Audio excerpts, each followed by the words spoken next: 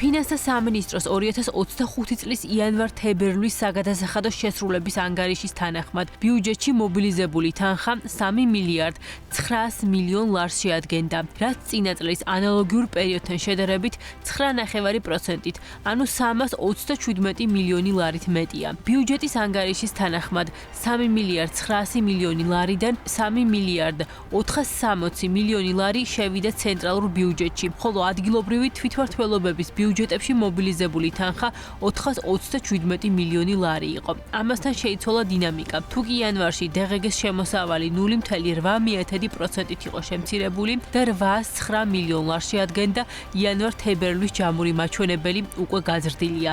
ნაერთი ბიუჯეტის საგადასახადო შემოსავლების სტატისტიკა ასე ნაწილდება. დამატებული ღირებულების გადასახადი მილიარდ 580 მილიონი ლარი, წლიური ზრდა 5,4%, საშემოსავლო გადასახადი მილიარდ 370 მილიონი ლარი, წლიური ზრდა 15%, მოგების გადასახადი 397 მილიონი ლარი, წლიური ზრდა 12,2%, აქციზის გადასახადი 258 მილიონი ლარი, წლიური კლება 22,5%. ბიუჯეტში აქციზის გადასახადიდან შესული თანხის კლება სავარაუდოდ დაკავშირებულია თამბაქოს ნაწარმზე აქციზის გაძვირებასთან, რის გამოც თამბაქოს იმპორტიორმა კომპანიებმა 1 იანვრამდე რამდენიმე თვის მსხვილი მარაგები გააკეთეს, რათა აქციზის მატებისგან დროებით დაეწყვიათ თავი. ICET-ის კვლევითი ინსტიტუტის თანახმად, თუ არსებული პოლიტიკური არასტაბილურობა გაგრძელდება, საქართველოს 2025 წლისთვის პროგნოზირებული 6%-იანი ზრდის ტემპი შეიძლება 2%-ზე ქვემოთ დაეცეს. პოლიტიკის დოკუმენტში ბიზნესის განწყობის გაუარესების ფასი, რა საფრთხეს უქმნის პოლიტიკური არასტაბილურობა საქართველოს ეკონომიკას, აღნიშნულია, რომ ბიზნესის განწყობა 2020 წლის შემდეგ ყველაზე დაბალ ნიშნულზეა, ხოლო მოლოდინები მკვეთრად ეცემა საპარლამენტო არჩევნების შემდეგ. კვლევა კი ადასტურებს, რომ ბიზნესის განწყობის შემცირება პირდაპირ არის დაკავშირებული მთლიანი შიდა პროდუქტის ზრდის შემცირებასთან. ორგანიზაციის შეფასებით, თუ კერძო სექტორში ბიზნესის განწყობის დონე კვლავ განაგრძობს შემცირებას, საქართველოს დადგება შემცირებული ინვესტიციების შრომის ბაზრის სტაგნაციის და ეკონომიკური აქტივობის ფართომასშტაბიანი შენელების წინაშე. შესაბამისად, პოლიტიკური და ეკონომიკური გაურკვევლობის აღმოფხვრა გადამწყვეტ იქნება გრძელვადიანი ეკონომიკური ზრდის და სტაბილურობის უზრუნველსაყოფად. ICET წერს, რომ მმართველობის ბოლოდროინდელმა შესუსტებმა, პოლიტიკის არათანმიმდევრულობამ და გაზრდილმა სოციოპოლიტიკურმა დაძაბულობამ საქართველოში შექმნა არაპროგნოზირებადი ბიზნეს გარემო, რამაც შეასუსტა როგორც მიმდინარე საქმიანობა, ისე სამომავლო მოლოდინები. BCI ბოლო 5 კვარტლის განმავლობაში კლების ტენდენციით ხასიათდება და 2025 წლის პირველ კვარტალში -5 2020 წლის შემდეგ დაფიქსირებულ ყველაზე დაბალ მაჩვენებელს უტოლდება. BCI-ის მოლოდინების კომპონენტმა მნიშვნელოვანი კლება განიცადა 2025 წლის პირველ კვარტალში და დაახლოებით 17 პუნქტით დაეცა, -9,9 პუნქტამდე, რაც 2020 წლის შემდეგ დაფიქსირებული ყველაზე დაბალი მაჩვენებელია. ეს მკვეთრი ვარდნა ძირითადად დაკავშირებულია პოლიტიკურ არასტაბილურობასთან, რომელიც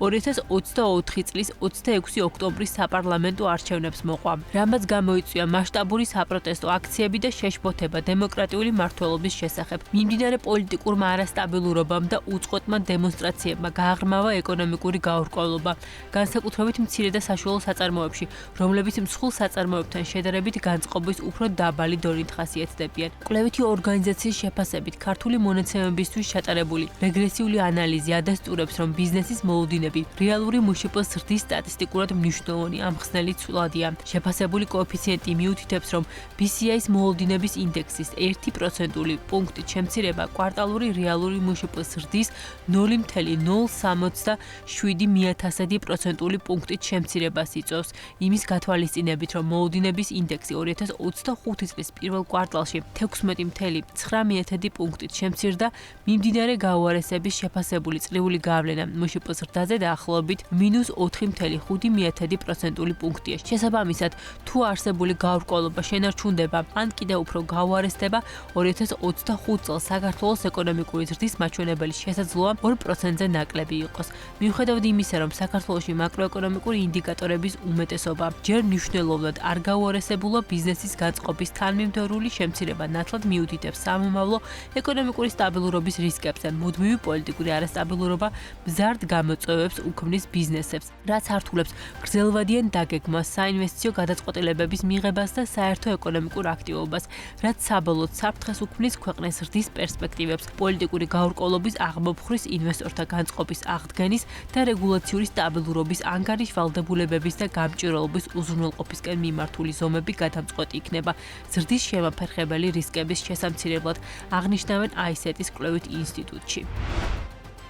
2025 წლის თებერვალში საქართველოში წლიურმა ინფლაციამ 2.4% შეადგინა. საქსტატის ანგარიშის თანახმად, ფასების ზრდაზე ყველაზე დიდი გავლენა სურსათის ჯგუფში ფასების 3.7%-იანმა ზრდამ მოახდინა. ასევე გაზრდილია ჯანდაცვის სექტორის ფასები და ალკოჰოლური სასმელების და თამბაქოს ჯგუფი. სურსათი და უალკოჰოლო სასმელები ჯგუფში ფასები გაიზარდა 3.7%-ით, რაც წლიურ ინფლაციაზე 1.25% პუნქტით აისახა. დაცვა ჯგუფში ფასები მომატებულია 5.4%-ით, რაც წლიურ ინფლაციაზე 0.45% პუნქტით აისახა. სხვადასხვა საქონელი და მომსახურება ჯგუფში ფასები გაიზარდა 7.6%-ით, რაც 0.38% პუნქტით აისახა მთლიან ინდექსზე. ალკოჰოლური სასმელები, თამბაქო ჯგუფში ფასები გაიზარდა 4.7%-ით, რაც წლიურ ინფლაციაზე 0.32% პუნქტით აისახა. გამმულობა ჯგუფში ფასები შემცირებულია 12.2%-ით, რაც წლიურ ინფლაციაზე -0.45% პუნქტით აისახა. 2024 წელი გადაზიდვების სექტორმა ზრდით დაასრულა. ოფიციალური სტატისტიკის მიხედვით ზრდა ჰქონდათ როგორც საჰაერო, ისე სარკინიგზო და საზღვაო გადამზიდავებს. საქსტატის თანახმად 2024 წელს 2023-თან შედარებით საქართველოს რკინიგზამ 0.19%-ით მეტი 13.7 მილიონი ტონა ტვირთი გადაზიდა. ზრდა ძირითადად ტრანზიტის ხარჯზე მოხდა, რადგან წინა წელთან შედარებით შემცირებულია როგორც ადგილობრივი, ისე საერთაშორისო ტვირთები. 2022 წლის მაჩვენებლებს 2024 წლის მაჩვენებლები თითქმის ყველა კომპონენტში ჩამორჩება. გასულ წელს რკინიგზით შემოტანილი ტვირთის მთლიანი მოცულობის 42.1%-ის გამომგზავნ ქვეყანას რუსეთის ფედერაცია წარმოადგენდა. გატანილი ტვირთის მთლიანი მოცულობის 10.2%-ის დანიშნულების ქვეყანა ასევე რუსეთის ფედერაცია იყო. რკინიგზით გადატანილი ტვირთის მთლიანი მოცულობის ყველაზე დიდი წილი 39% კოქსის და რაფინირებული ნავთობპროდუქტების სასაქონლო ჯგუფზე მოდიოდა. რაც შეეხება ნავსადგურებსა და ტერმინალებს, მათ გასულ წელს 15.562.000 ტონაზე მეტი ტვირთი გადაამუშავეს, რაც 5.8%-ით მეტია 2023 წლის მაჩვენებელზე.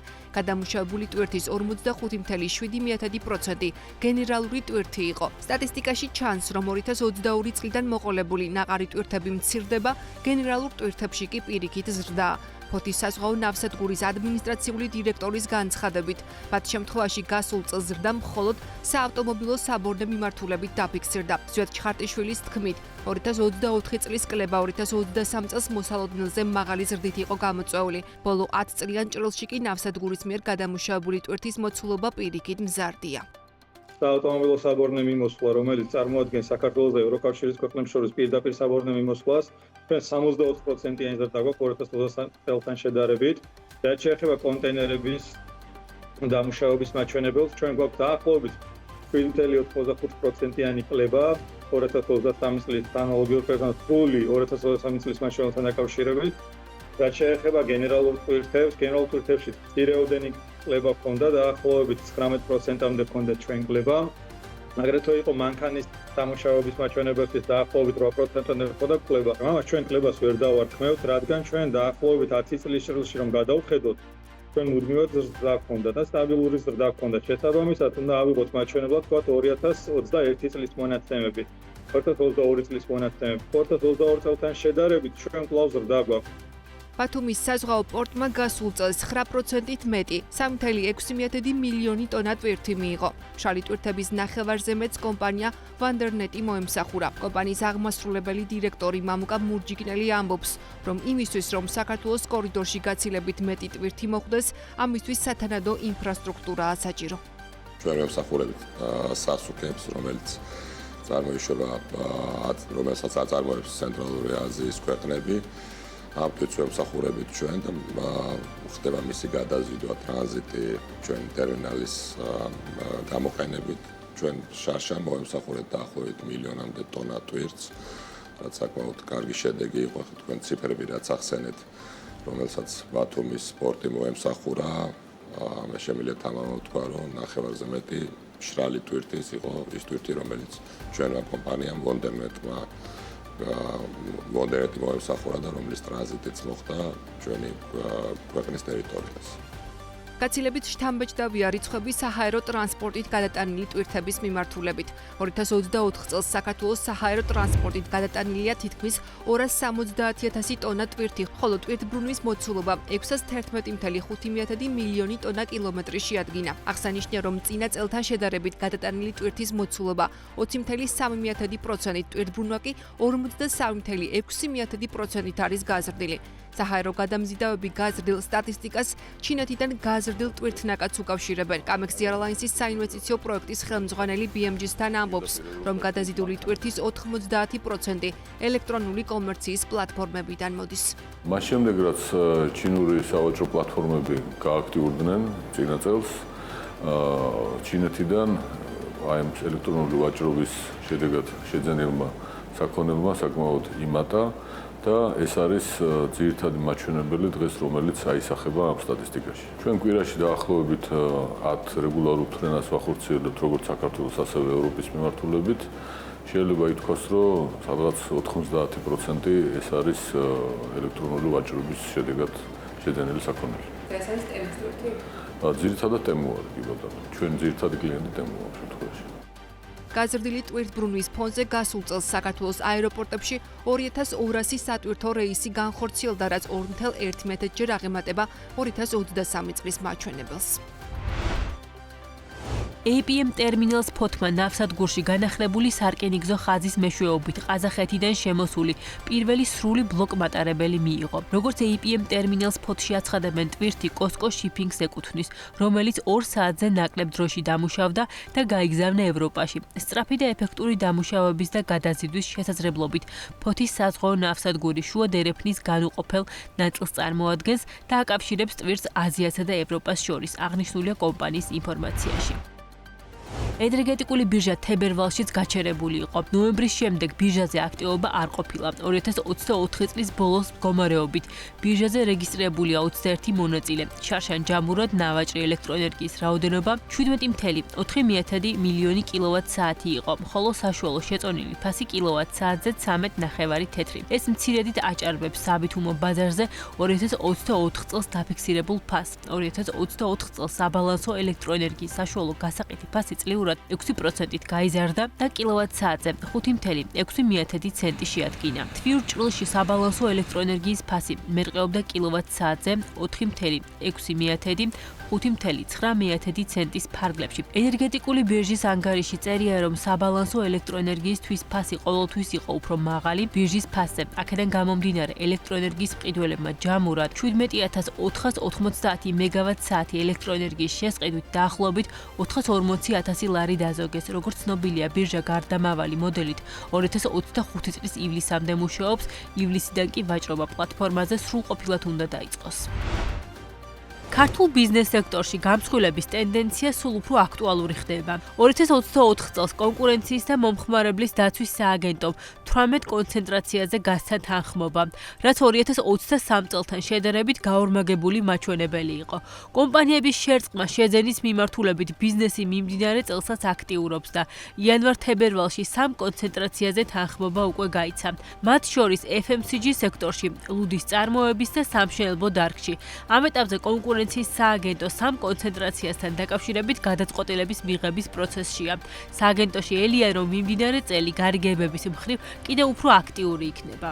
მიმდინარე წელს სააგენტომ 3 კონცენტრაციაზე გასცა უკვე თანხმობა, ასევე 4 შემთხვევაში დაჯარიმდა კონკრეტული ბიზნეს სუბიექტები, გამომდინარე იქიდან, რომ ადგილი ჰქონდა თავის არიდებას კანონმდებლობით დადგენილ მოთხოვნებთან, ხოლო მიმდინარე გვაქვს ასევე სამი კონცენტრაცია, ეს ეხება სამშენებლო დეველოპერულ სექტორს, ეს ეხება მანგანუმის მოპოვებას და მის შემდგომ გადამუშავებას და ასევე ამწეკრანების იმპორტს და იჯარით გაცემას. ჩვენი შეფასებით კონცენტრაციებს აქვს დადებითი გავლენა ეკონომიკაზე, გამომდინარე იქიდან, რომ მასშტაბის ეკონომია არის ალბათ ის ძირითადი, რასაც თვითონ კომპანიები მიუთითებენ როგორც დადებით გარემოებას მოსალოდნელი კონცენტრაციის და მოსალოდნელი შედეგების მიმართულებით კუთხით, ასევე სინერგიას გამომდინარე იქიდან, რომ ორი კომპანია უფრო ეფექტიანი ოპერირების მეშვეობით შეძლებს უფრო მეტად კონკურენტული იყოს ბაზარზე, თუმცა რა თქმა უნდა საფრთხე არსებობს და ეს საფრთხე არის ის, რომ ბაზარზე შეიძლება ამგვარ გაერთიანებას ჰქონდეს კონკურენტული რისკი და სწორედ ამ რისკის შეფასების ფარგლებში ერთვება კონკურენციის ორგანო. ბოლო წლების განმავლობაში ყველაზე მეტი M&A გარიგება FMCG სექტორში შედგა. ჯამურად 2020-2024 წლებში ამ ბაზარზე კომპანიების 12 შერწყმა შეძენის შემთხვევაზე გაიცა თანხმობა. გამსხვილების მხრივ მეორე ადგილზე მშენებლობის სექტორია, სადაც 9 თანხმობა გაიცა. მესამეზე კი განათლების სექტორი. FMCG ბაზარზე გასული წლის ერთ-ერთი უმსხვილესი გარიგება Daily ჯგუფის ქვეშ რამდენიმე ქსელური მარკეტის გაერთიანება იყო. ამ გაერთიანებით კი ჰოლდინგი შეიქმნა, რომელსაც ბაზრის დაახლოებით 20% უჭირავს. რიტეილ ექსპერტი მირანდა მანჯგალაძე აღნიშნავს, რომ კომპანიების გამსხვილებით მიღებული მასშტაბის ეკონომიით საბოლოოდ მომხმარებელიც იღებს სარგებელს. მისი შეფასებით, FMCG ბაზრის განვითარების სწრაფი ტემპიდან გამომდინარე, ბაზარზე გამსხვილების პოტენციალი კიდევ არსებობს. დადებითი არის ეს, რომ გამსხვილება კიდევ უფრო მეტ შესაძლებლობას იძლევა, რომ მეტი, ესე რომ ვთქვათ, შესაძლებლობა კონდეს ბიზნეს, უფრო უკეთესად მოემსახუროს მომხმარებელს და ეს არის აბსოლუტურად ბუნებრივი პროცესი და კარგია, რომ მიღწევადია და შესაბამისად ამის მაგალითებსაც და ფაქტებსაც ვხედავთ. დადებითი მხარე არის ეს, რა თქმა უნდა, ბუნებრივია ის, რომ ბევრი მოთამაშეა და გამსხვილება კიდევ შესაძლებელია, იმიტომ რომ კიდევ ბევრი მოთამაშეა და კონკურენცია მაღალია ბაზარზე. რა თქმა უნდა, იცვლება მოთამაშეები, იცვლება პოზიციები, იცვლება პოზიცია განსაკუთრებით მომწოდებლებთან, დისტრიბუციასთან და ასე შემდეგ გამსხვილების შემთხვევაში, მაგრამ მას არსებითი და ესე რომ ვთქვათ, ზეგავლენის ქონა ამ ეტაპზე არ შეუძლია. მაგრამ ყველა სამსახური ბუნებრივია, მათ შორის მაკონტროლებელი და მარეგულირებელი ფხიზლად უნდა იყოს, რომ არ ქონდეს რამე ინციდენტს, რა თქმა უნდა, ადგილი ბაზარზე. მიღმა დადებითი ეფექტისა კომპანიების გამსხვილების მთავარ რისკად კონკურენციის შესაძლო შეზღუდვა და ბაზარზე დომინანტური საბაზრო ძალაუფლების მქონე მოთამაშეების ჩამოყალიბება სახელდება. ამიტომ მნიშვნელოვანია სხვადასხვა სამხმარებლო ბაზარზე საკმარისი რაოდენობის ბიზნეს სუბიექტები დარჩნენ. ასეთი ეკონომისტების ნაწილის მოსაზრება M&A გარიგებებთან დაკავშირებით. მოთამაშეები ცდილობენ გამსხვილებას უფრო რო გახდნენ ეფექტიანები და უფრო მომგებიანები და შესაბამისად ეს თავისთავად ზოგადად აისახება პოზიტიურად მომხმარებლებზე, მანამ სანამ შეიძლება ამ გამსხვილებებმა მიგვიყვანოს მონოპოლიურ სიტუაციამდე. იგივე თუ ავიღებთ საცალო ვაჭრობის ობიექტებს და მათ ბაზარს და ამ ბაზარზე მიმდინარე გამსხვილებებს, ერთი მნიშვნელოვნად, ჩემი აზრით, მომხმარებლის პერსპექტივიდან ეს იქნება დადებითი მოვლენა, რადგანაც ხანდახან ზედმეტი ჭარბი კონკურენცია შეიძლება იყოს მომხმარებლისთვის უარყოფითი შედეგების მომტანი.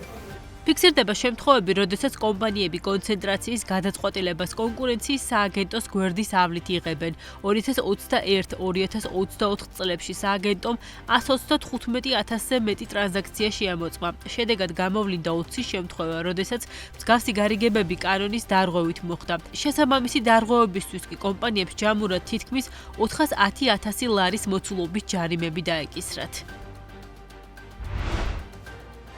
პურის ფასი არ გაძვირებულა, გავასწორეთ და დაუბრუნდა ძველ ღირებულებას.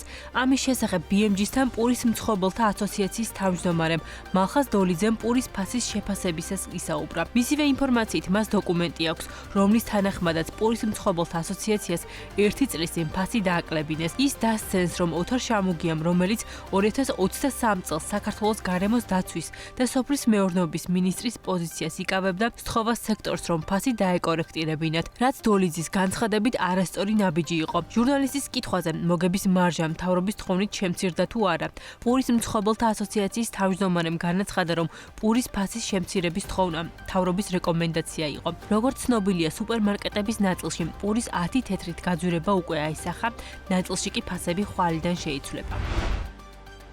დღეს ქვეყანას არ აქვს რესურსი რეფერენტული ფას წარმოქმნის მექანიზმის შეცვალოს, ამბობს წამლის სააგენტოს ყოფილი ხელმძღვანელი თინეთი ტურძელაძის თქმით. ბიზნესს აქვს სურვილი საქართველოში კონდეს აღნიშნული წამლების გასაშუალოებული მედიანური ფასით გაყიდვის უფლება, რაც იქამდე სანამ საქართველოს ეკონომიკა და მოსახლეობის წყიდველ უნარიანობა არ გაიზრდება, შეუძლებელია, რადგან საქართველოს GDP გაცილებით ნაკლებია, ვიდრე რეფერენტული კალათის ქვეყნებში. არსებული GDP ტურძელაძის შეფასებით დღეს ფორმულის შეცვლა იმგვარად, როგორც ამას ბიზნესი ითხოვს, მედიკამენტებს გააძვირებს და გაზრდის ჯიბიდან გადახდებს. საქართველოს GDP გაცილებით ნაკლებია, ვიდრე რეფერენს კალათაში შეტანილი ქვეყნების GDP. ამიტომ ჩვენ ამ ფორმულის შეცვლა შეგვიძლია მხოლოდ იმ შემთხვევაში, თუ გაიზრდება საქართველოს ეკონომიკა, თუ საქართველოს მოსახლეობას გაუჩნდება მეტი ფული, რომ უფრო მეტი გადაიხადოს წამალში. დღევანდელი რეგულაციით დაშვებული გვაქვს ორი ფასი. ერთი ეს არის ორიგინალი წამლის ფასი და მეორე ეს არის მისი გენერიკული ასლების ფასი. ანუ ჩვენ ორდონიანი ფასი შემოვიტანეთ, ეს არის მაქსიმალური, რაც შეიძლება გაკეთებულიყო იმისათვის, რომ ბაზარზე ორიგინალური წამალი დარჩენილიყო და ის არ გასულიყო ქვეყნიდან. დღეს ჩვენ არ შეგვიძლია ამ ფორმულის შეცვლა, იმიტომ რომ ქართულ ხალხს არ აქვს იმის რესურსი იყიდოს ეს წამლები და მათ გაუძვირდებათ კიდევ უფრო მეტი გახდება პირდაპირი გადახდები ჯიბი და რაც დაუშვებელია. ამიტომ ეს არ არის კეთილინება, რომელსაც დაუშვებთ თუ არ დაუშვებთ, ეს არის რესურსი, რომელიც არ გაგვაჩნია იმისათვის, რომ ფორმულა შევცვალოთ. ჭიათურაში საპროტესტო აქციაზე მაღაროელებმა და მათმა ოჯახის წევრებმა მთავრობასთან შეხვედრა მოითხოვეს. ჯორჯიან მანგანეზის გადაწყვეტილებით ჭიათურის მაღაროებში მოპოვებითი სამუშაოები ნოემბრიდან შეჩერდა, რაც კომპანიის განცხადებით შუქრუთელი მაღაროელების იმდროინდელი პროტესტით იყო განპირობებული. მაღაროების გაჩერების პერიოდში კომპანია დასაქმებულებს ხელფასის 60%-ის გადახდა შეპირდა, თუმცა როგორც პროტესტის მონაწილეები აცხადებენ, კომპანია დაკისრებულ ვალდებულებას არაჯეროვნად ასრულებს და ხელფასით დაგვიანებით დარიცხვა. მათ საბანკო ვალდებულებების მომსახურებისას პრობლემებს უქმნის. ჭიათურის მაღაროელები აცხადებენ, რომ დღეს კომპანიასთან საუბარი აღარ სურთ. 3 მარტს გამართულ საპროტესტო აქციაზე სპიკერებმა 5 პუნქტიანი მოთხოვნა გააშხერეს. აქედან უპირველესი მთავრობასთან შეხვედრა და ჭიათურის მაღაროების ხელისუფლების მართვის ქვეშ გადაცემა. აქციის მონაწილეები აცხადებენ, რომ იმ შემთხვევაში, თუ მთავრობა მაღაროების მართვის პასუხისმგებლობას არ აიღებს, ჭიათურელებს ქვეყნის დატოვება მოუწევთ. კომენტარი თემასთან დაკავშირებით მიმართვის მიუხედავად არც კომპანიის და არც მთავრობის წარმომადგენლების მხრიდან არ ყოფილა. 2024 წელს ბათუმში 967 მილიონ 500,000 დოლარის ღირებულების 15195 ბინა გაიყიდა. აქედან 8608 პირველად, 6587 კი მეორად ბაზარზე. საინვესტიციო ბანკ გალტენ ტაგარტი ბათუმის უძრავი ქონების ბაზრის 2024 წლის მიმოხილვას აქვეყნებს. კვლევის ავტორები აღნიშნავენ, რომ 2022-2023 წლებში რეკორდულად მაღალი მოთხოვნის შემდეგ უძრავი ქონების ბაზარზე 2024 წელს გაყიდვების ტემპმა იკლო. საინვესტიციო ბანკის განმარტებით ეს კლება განპირობებული იყო სხვადასხვა ფაქტორების ერთობლიობით, მათ შორის ქვეყნის შიდა პოლიტიკური არასტაბილურობით, მიგრანტების ეტაპობრივი გადინებით, მოკლე ვადაში დასრულებადი პროექტების შეზღუდული ხელმისაწვდომობით, პროექტები, რომლებიც 2025 წელს სრულდება, თითქმის სრულად გაყიდულია. გალტენ ტაგარტმა 2024 წლის იანვარში იმ 8 სისტემური დეველოპერის გამოკითხვა ჩაატარა, რომლებსაც სამშენებლო პროექტები ბათუმში აქვთ. კვლევის ავტორები აღნიშნავენ, რომ კვლევის მიზანი პირველად ბაზარზე გაყიდვების დაგვიანებით რეგისტრაციის საკითხის აღმოფხვრა და ბაზრის უახლესი ტენდენციების შესახებ ინფორმირებულობა იყო. მიმდინარე შედეგებზე დაყრდნობით პირველად ბაზარზე საცხოვრებელი უძრავი ქონების გაყიდვების ტემპი რეკორდული 2022-2023 წლების შემდეგ შემცირდა 2024 წელს. დეველოპერებისგან გაყიდული ბინების რაოდენობა წლიურად 2024 წელს 42.7%-ით შემცირდა. რის მიზეზადაც გალტენ ტაგარტი განიხილავს შიდა პოლიტიკური არასტაბილურობას, მიგრანტების გადინებას და დროებითი ფაქტორების ამოწურვას. მოკლე ვადაში დასრულებადი პროექტების შეზღუდული რაოდენობა. პროექტებში, რომლებიც 2025 წელს სრულდება, ბინები თითქმის სრულად გაყიდულია, მაღალი ფასები და მაღალი საპროცენტო განაკვეთები გლობალურად. დეველოპერული კომპანიების გამოკითხვის მიხედვით ადგილობრივი მოსახლეობის წილის კლება ჯამურ გაყიდვებში გაგრძელდა და 2024 წელს 16% შეადგინა. გარდა ამისა, 2023-2024 წლებში რუსი მყიდველების წილი 20%-დან 18%-მდე შემცირდა. ამასთან, რუსეთის მოქალაქე მოქალაქეების წილის კლება გაყიდვებში ისრაელის მოქალაქეების წილის ზრდით 7%-დან 10%-მდე გაიზარდა და 2023-2024 წლებში დაკომპენსირდა. გალტენდაგარში განმარტავენ, რომ სამომავლოდ უცხოური მოთხოვნის შენარჩუნებისთვის საჭიროა ქირის შემოსავლიანობა მიმზიდველ დონეზე შენარჩუნდეს, რაც შეეხება მეორედ ბაზარს. ამ მიმართულებით რეგისტრირებული ტრანზაქციები 2024 წელს საცხოვრებელი უძრავი ქონების გაყიდვები ბათუმში წლიურად 3.1%-ით შემცირდა და სულ 6587 ბინა გაიყიდა. ტრანზაქციების კლების მიუხედავად 2024 წელს ბათუმის პირველად ბაზარზე საცხოვრებელი უძრავი ქონების ფასებმა ზრდა განაგრძო და წლიურად საშუალოდ 11.4%-ით გაიზარდა, თუმცა ფასების ზრდის ტემპი წინა წლებთან შედარებით შენელდა. მიუხედავად იმისა, რომ ფასები მაღალ ნიშნულზე ნარჩუნდება, ზრდის ტემპი 2022-2023 წლებთან შედარებით დასტაბილურებულია და საშუალო თვიური ზრდა 23%-დან 1%-მდე შენელდა 2024 წელს აღნიშნავენ მიმოხილვის ავტორები. ბინების ფასის გათვალისწინებით გასულ წელს გაიზარდა გაყიდული ბინების ჯამური ღირებულებაც, რამაც $977 მილიონ $500,000 შეადგინა. ეს კი წლიურად 4.1%-ით გაზრდილი მაჩვენებელია. რაც შეეხება უძრავი ქონების გაქირავების ფასებს, ბათუმში 2024 წლის დეკემბერში ქირის ფასი როგორც მოსალოდნელი იყო, მნიშვნელოვნად შემცირდა, რაც ტურისტული სეზონის დასრულებას უკავშირდება. 2024 წელს საქართველოში რეგისტრირებული ავტომობილების რაოდენობა 1,790,587-მდე გაიზარდა. ეს რიცხვი გასული წლის მაჩვენებელს 6.9%-ით, ანუ 110,151 ავტომობილით აღემატება.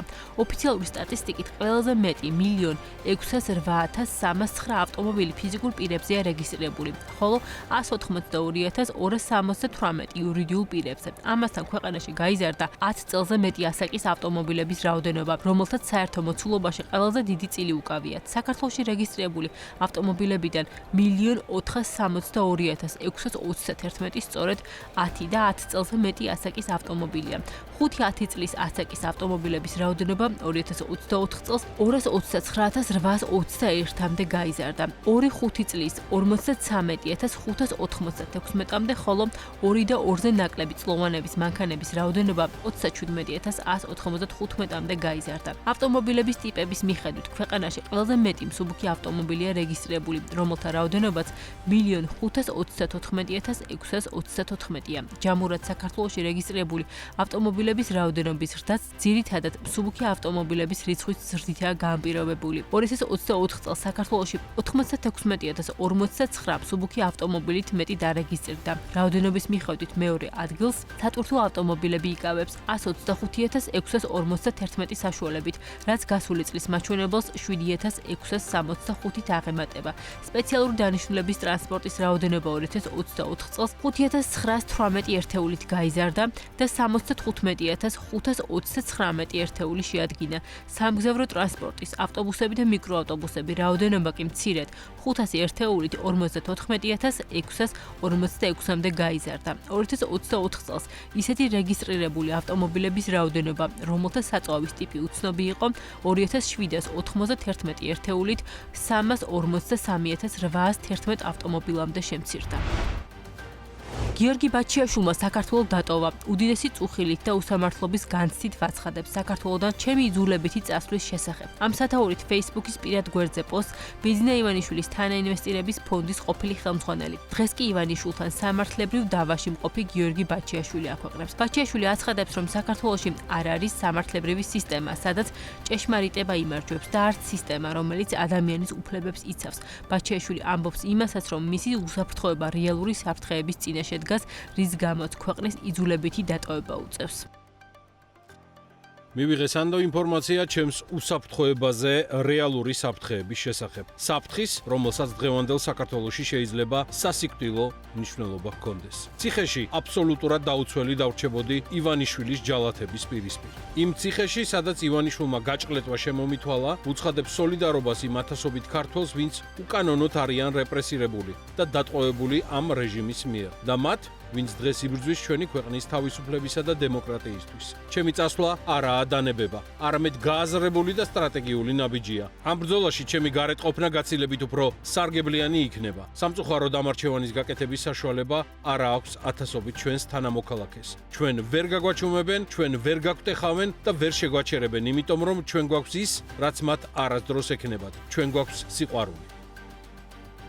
გიორგი ბაჩიაშვილის პოსტი სოციალურ ქსელში საქალაქო სასამართლოში მისი პროცესის დაწყებამდე რამდენიმე საათით ადრე გამოქვეყნდა. გიორგი ბაჩიაშვილის ადვოკატი ლევან მახარაშვილი მისი დაცვის ქვეშ მყოფის ადგილსამყოფელის შესახებ ინფორმაციას არ ფლობს და აცხადებს, რომ ბაჩიაშვილთან კომუნიკაცია მხოლოდ პოსტის გამოქვეყნების შემდეგ ჰქონდა. თუმცა ის არ უკითხავს, როდის და რატომ წავიდა. როგორც სასამართლოში მისულმა ადვოკატმა ჟურნალისტებს განუცხადა, ბაჩიაშვილს პასპორტი ჩამორთმეული ჰქონდა და რადგან მან აღკვეთის პირობა დაარღვია ბრალდების მხარეს პირობის შეცვლის შესაძლებლობა აქვს. როგორც თქვენთვის არის, ასე ვთქვათ, სიახლე იგივეა ჩვენთვისაც. მე გიორგისთან პირველი კომუნიკაცია მქონდა აღნიშნული პოსტის შემდეგ. არ ვიცი რომელ ქვეყანაშია, შესაბამისად, ერთადერთი ვიცი რომ თანხმობას აცხადებს ჩვენება მისცეს დისტანციურად, სხვა არანაირი დეტალი არ ვიცი. პასპორტები ჩამორთმეული ხონდა, კი ბატონო, ეხლა როგორ წარმოგიდგენიათ ადამიანმა, რომელმაც საზღვარი გადალახა და შევიტყვეთ ყველა 12 საათზე, ან მე რატო უნდა გამოვკითხო როდის და რა ფორმით წავიდა და ამ დეტალებით რატო უნდა დავინტერესდე, ხა, როდესაც ადამიანი დაარღვევს გირაოს პირობებს, ეს საფუძველია ბრალდების ხარისთვის აღკვეთის ღონისძიების შეცვლის შესაბამისად, არის ამის ალბათობა ცხადია, რომ მათ მოითხოვონ შეცვლა გირაოსი დაპატიმრებით, რაც მათი გადასაწყვეტია. გიორგი ბაჩიაშვილს 2.55 მილიონი ლარის გირაო ორ საქმეზე აქვს შეფარდებული, რომლის ფარგლებშიც დაყადაღებულია წილები მის კუთვნილ კომპანიებში. გიორგი ბაჩიაშვილის მფლობელობაში ჰოლდინგი Mission Gate, რომელიც ტექნოლოგიების ძირითადად კრიპტომაინინგის სფეროში ახორციელებს ინვესტიციებს. Mission Gate პარტნიორობდა ისეთ გლობალურ მოთამაშეებთან, როგორიცაა Bitfury, H8, Coinfirm, U-Travel და სხვა კომპანიები. რაც შეეხება ბაჩიაშვილის ბიზნესებს საქართველოში, მათ შორისაა კრიპტომატი, ბაზარი ორბელიანზე და კრიპტალი. ამ კომპანიებიდან ერთ 2023 წლის ფინანსური შედეგები გამოქვეყნებული აქვს. ანგარიშის თანახმად კომპანია საქართველოს სავაჭრო ცენტრის, ანუ ბაზარი ორბელიანზე აქტივები 9.6 მილიონი ლარია. მისი შემოსავალი კი 4.2 მილიონი ლარი იყო. 2022 წლის ფინანსური ანგარიშები გამოქვეყნებული აქვს კომპანიებს კრიპტალსა და კრიპტომატს. ანგარიშის თანახმად, კრიპტომატის შემოსავალი მომსახურების გაწევიდან, ანუ კრიპტოვალუტის განაღდების სერვისის მიწოდებიდან 2022 წელს 5 მილიონ ლარს შეადგენდა. კრიპტალის შემოსავალი კი ამავე წელს 5.8 მილიონი ლარი იყო. ამერიკის შეერთებული შტატების ტარიფებს კანადა ანალოგიური ნაბიჯით პასუხობს. თუ ტრამპის ადმინისტრაცია გადაწყვეტილებას არ შეცვლის, კანადა სამშაბათიდან 155 მილიარდი კანადური დოლარის ღირებულების ამერიკულ საქონელზე 25%-იან ტარიფებს დააწესებს.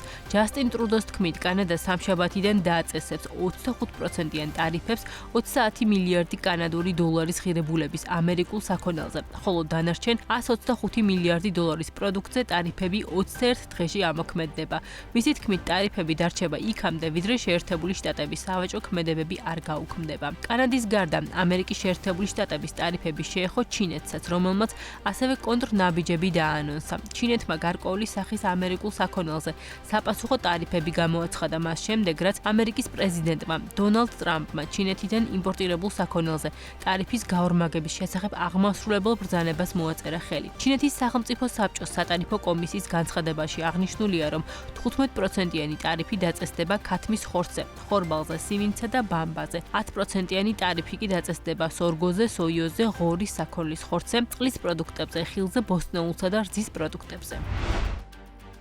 ევროკომისიის პრეზიდენტმა ურსულა ფონ დერ ლაიერმა ევროპის გადაიარაღების გეგმა წარადგინა, რომელშიც 5 პუნქტში ხვდება თავდაცვისთვის სახელმწიფო დაფინანსების გამოთავისუფლება, ახალი ინსტრუმენტი, რომელიც თავდაცვაში ინვესტირების მიზნით წევრი ქვეყნებისთვის 150 მილიარდი ევროს ოდენობის სესხების გამოყოფას უზრუნველყოფს. ევროკავშირის ბიუჯეტის შესაძლებლობების გამოყენება, დანაზოგების და ინვესტიციების კავშირის მეშვეობით კერძო კაპიტალის მობილიზება, ევროპის საინვესტიციო ბანკის მეშვეობით კერძო კაპიტალის მობილიზება, ურსულა ფონ დერ ლაიერის თქმით, ევროპის თავდაცვითი და სამხედრო შესაძლებლობების გაძლიერების გეგმების მეშვეობით შესაძლოა 800 მილიარდი ევროს მობილიზება მოხდეს. ეს ევროპის მომენტია და ჩვენ ამ გამოწვევას უნდა ვუპასუხოთ, აღნიშნა ევროკომისიის პრეზიდენტმა.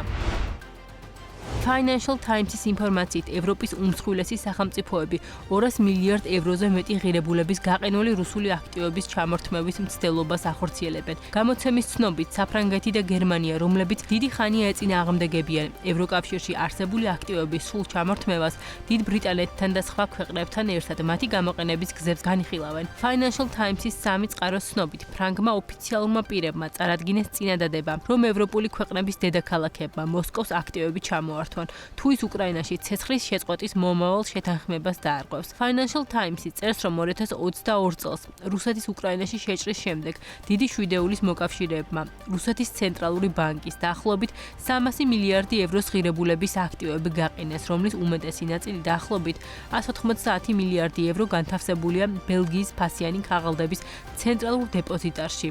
Euroclear-ში, მცირე ოდენობით კი საფრანგეთში, დიდ ბრიტანეთში, იაპონიაში, შვეიცარიასა და ამერიკის შეერთებულ შტატებში. ამჟამად ამ აქტივებით გამომუშავებული შემოსავალი ძირითადად ნაღდი ფული და სახელმწიფო ობლიგაციები გამოიყენება დიდი შვიდეულის ქვეყნების მიერ უკრაინისთვის გამოყოფილი 50 მილიარდი დოლარის ოდენობის სესხის დასაფარად, მაგრამ ძირითადი აქტივები ხელუხლებელია. გამოცემა წერს, რომ ქვეყნები, მათ შორის უკრაინა, პოლონეთი და ბალტიის ქვეყნები დიდი ხანია ითხოვენ ძირითადი აქტივების ჩამორთმევას, მაგრამ რამდენიმე ქვეყანა მათ შორის გერმანია, საფრანგეთი და ბელგია უკან იხევდნენ იმ მიზეზით, რომ სახელმწიფო ქონების ჩამორთმევა საერთაშორისო სამართლიან ფარგლებში პრეცედენტს შექმნის. ამასთან ევროპის ცენტრალური ბანკი შიშობდა, რომ ევროს როგორც უცხოური რეზერვების უსაფრთხო თავშესაფრის სტატუსს საფრთხე ემუქრება, რადგან აქტივების დიდი ნაწილი ევროპულ ვალუტაშია. Financial Times-ის წყაროს ცნობით, საფრანგეთის წინადადება კარგად მიიღეს სხვა ევროპელმა მოკავშირეებმა, მაგრამ ის ჯერ კიდევ შორსაა შეთანხმებისგან.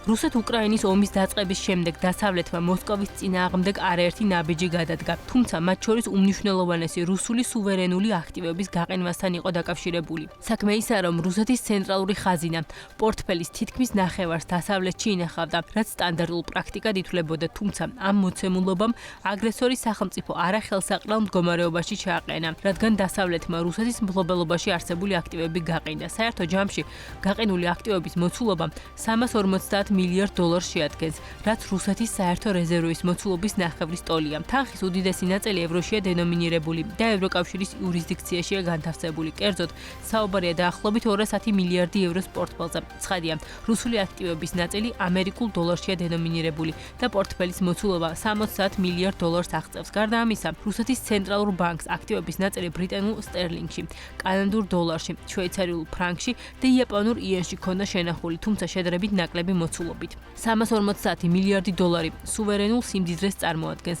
ანუ იმ კაპიტალს, რომელსაც რუსეთის მთავრობა ფლობს, თუმცა ომის დაწყების შემდეგ დასავლეთმა სანქციები კერძო პირების და კომპანიების წინააღმდეგაც აამოქმედა. საერთო ჯამში დასავლეთის მიერ რუსეთის მოქალაქეების საკუთრებაში არსებული 60 მილიარდი დოლარის აქტივებია გაყენული, პორტფელის უდიდესი ნაწილი კი რუს ოლიგარქებს, ბიზნესმენებს, პოლიტიკოსებს და კრემლთან დაკავშირებულ პირებს ეკუთვნით. უნგრეთის მთავრობა ევროკავშირის მიერ უკრაინის დასახმარებლად გამოყოფილ დახმარების ახალ პაკეტს ბლოკავს. როგორც ცნობილია, საუბარია უკრაინისთვის 20 მილიარდი ევროს გამოყოფაზე, რომელიც ქვეყნის თავდაცვას და ეკონომიკას უნდა მოხმარდეს. პოლიტიკოს ინფორმაციით, პრემიერ-მინისტრ ვიქტორ ორბანის ვეტო ამ საკითხს უკავშირდება, რომელზეც უნგრეთის მთავრობა უკვე დიდი ხანია აპელირებს. საქმე ისაა, რომ 2025 წლიდან მოყოლებული უკრაინის გავლით ევროპაში რუსული გაზის ტრანზიტის შეწყდა. ამან კი აღმოსავლეთ ევროპის ქვეყნებს პრობლემა შეუქმნა, მათ შორის უნგრეთს, რომელიც აქამდე რუსული გაზის იმპორტზე იყო დამოკიდებული. ამჯერად 20 მილიარდი ევროს მოცულობის დახმარების პაკეტის დამტკიცების სანაცვლოდ უნგრეთი ევროკავშირის მხრიდან ენერგეტიკული უსაფრთხოების გარანტიებს ითხოვს, რათა ქვეყანა ენერგეტიკულ კრიზისში არ აღმოჩნდეს. ბელარუსის პრეზიდენტმა ალექსანდრ ლუკაშენკომ მთავრობას რესპუბლიკაში იშვიათი მეტალების და სხვა წიაღისეული საბადოების მოძიება დაავალა. ამის შესახებ მან სამთავრობო ცვლილებებზე საუბრისას მინსკის პრავდას განუცხადა. ამბობენ, რომ ჩვენთან იშვიათი წიაღისეული მინერალები გვაქვს, მოსაკვლევია დანარჩენიც, ქიმია, ნავთობი, ბუნებრივი აირი და ასე შემდეგ. შესაბამისი ამოცანა შესაბამის მინისტრს დავუყენებ. ბუნებრივი რესურსების და გარემოს დაცვის მინისტრს განაცხადა მან. ბელარუსის პრეზიდენტმა აღნიშნა, რომ გეოლოგიური მოკვლევები კარგად არის განვითარებული და საერთო ჯამში დაბალ დონეზეა იშვიათი მეტალების ძიების საკითხი. მისი სიტყვებით, ბელარუსი მკვლევრები საკვლევი არეალიდან ამოვარდნილია. იშვიათ წიაღისეულ მეტალებზე მხოლოდ დონალდ ტრამპი საუბრობს. თქვენ ამაზე არ დაფიქრებულ ხართ, დედამიწაზე ისინი დიდი რაოდენობით არ არის. იქნებ ჩვენც არანაკლები გვაქვს ვიდრე სხვებს. კითხა დამსწრებს ლუკაშენკომ და დასცინა, რომ იშვიათი წიაღისეული მეტალები ეს მომავალია, ამიტომ საჭიროა გათხრა და ნახვა რა გვაქვს მიწაში. ქართული ტაქსის გამოძახების კომპანია რაში წლის ბოლომდე ბათუმსა და ქუთაისში გადის. ამის შესახებ BMG-სთან კომპანიის დამფუძნებელმა ნოდარ ლაცაბიძემ ისაუბრა. მისი ინფორმაციით ქართული ტაქსის გამოძახების აპლიკაციის მიმართ მოთხოვნა რეგიონებში როგორც ტაქსის მძღოლების, ასევე მომხმარებლის მხრიდან ძალიან დიდია, მაგრამ აქტიური მძღოლების დეფიციტის გამო კომპანია მოთხოვნას ვერ პასუხობდა. თუმცა კომპანიამ ცოტა ხნის წინ Yandex-ის და Bolt-ის ტაქსის გაფიცულ მძღოლებთან თანამშრომლობა დაიწყო და პირველ ეტაპზე 500, ხოლო ზაფხულამდე 1500 მძღოლის დამატებას გეგმავს, რაც მოთხოვნის დაკმაყოფილებას ხელს შეუწყობს. მისივე თქმით, ამ დროისთვის ბათუმსა და ქუთაისში უკვე რამდენიმე ასეული ტაქსის მძღოლი ყავთ და წლის ბოლომდე ამ ქალაქებში უკვე შესაძლებელი იქნება რაშის აპლიკაციის გამოყენება. მისივე ცნობით, სტარტაპის განვითარების მიზნით კომპანია ინვესტორის მოძიების პროცესში როგორც საერთაშორისო მასშტაბით, ამასთან ადგილობრივ ბაზარზეც. თუმცა მისი თქმით, ქვეყანაში განვითარებული მოვლენები მნიშვნელოვნად აფერხებს ინვესტორების მოძიების პროცესს. გარდა ამისა, კომპანია აქციების გარკვეულ ნაწილს ყიდის და ღია ადგილობრივ ბაზარზე რეალიზაციისთვის. აღსანიშნავია, რომ პლატფორმის მიმართ მოთხოვნა მუდმივად იზრდება. ამ დროისთვის დაახლოებით 120,000-ზე მეტ ადამიანს აქვს აპლიკაცია ჩამოწერილი. იფქლიდი ღომა საქართველოში წარმოებული პური ექსპორტზე ისრაელში გაიტანა. საექსპორტო პროდუქციის პირველი პარტია კომპანიამ უკვე გაგზავნა ჯამში 35,000 ერთეული. კომპანიის მარკეტინგის მენეჯერი გვიხსნის, რომ საქართველოში წარმოებულმა პურმა დააკმაყოფილა ყველა ის სტანდარტი, რაც ისრაელში ექსპორტირებულ საკვებ პროდუქციას სჭირდება. ეს კი გახდა ექსპორტის წინაპირობა. მისი თქმით, იფქლიდი ღომის წარმოების პური ისრაელში მსხვილი სუპერმარკეტების ქსელში გაიყიდება და ის დანიშნულების ქვეყანაში ყველა სტანდარტის დაცვით გაყინულ კონდიციაში იგზავნება.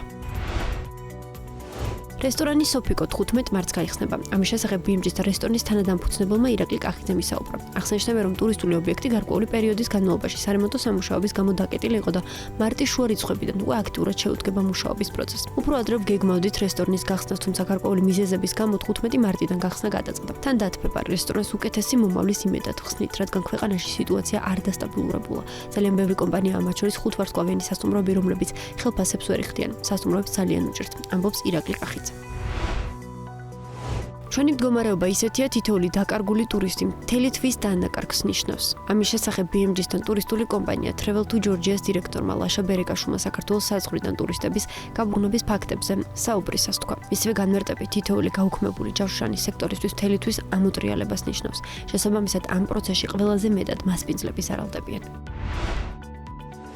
უძრავი ქონების ბაზრის წარმოადგენლების ნაწილი აცხადებს, რომ თბილისში ქირის ფასის შემცირება მათ შორის ტურისტული ნაკადების კლებასაც უკავშირდება. საქმე ის არის, რომ თბილისში საცხოვრებელი უძრავი ქონების ქირა კლების ტენდენციას აგრძელებს. იანვარში დედაქალაქში ბინების საშუალო გასაქირავებელი ფასი წლიურად 12%-ით 1 კვადრატულ მეტრზე $10-მდე და 7 ცენტამდე იყო შემცირებული. როგორც BMG-სთან უძრავი ქონების საკონსულტაციო კომპანია პროსპექტის პარტნიორი ლევან ელიზბარაშვილი აცხადებს, დედაქალაქში გასაქირავებელი ბინების ბაზრის მნიშვნელოვან კონტრიბუტორს სწორედ ტურისტები წარმოადგენენ. ამ მიმართულებით ნაკადების კლება კი ქირის ფასეც აისახება. კიდევ ერთ ფაქტორად კომპანიაში მოთხოვნა მიწოდებას შორის გაჩენილ დისბალანსს ასახელებენ. მისივე თქმით, ქირაზე ფასის კლება თავის მხრივ უძრავი ქონების საინვესტიციო მიმზიდველობას და ამ მიზნით ბინების გაყიდვებს ამცირებს.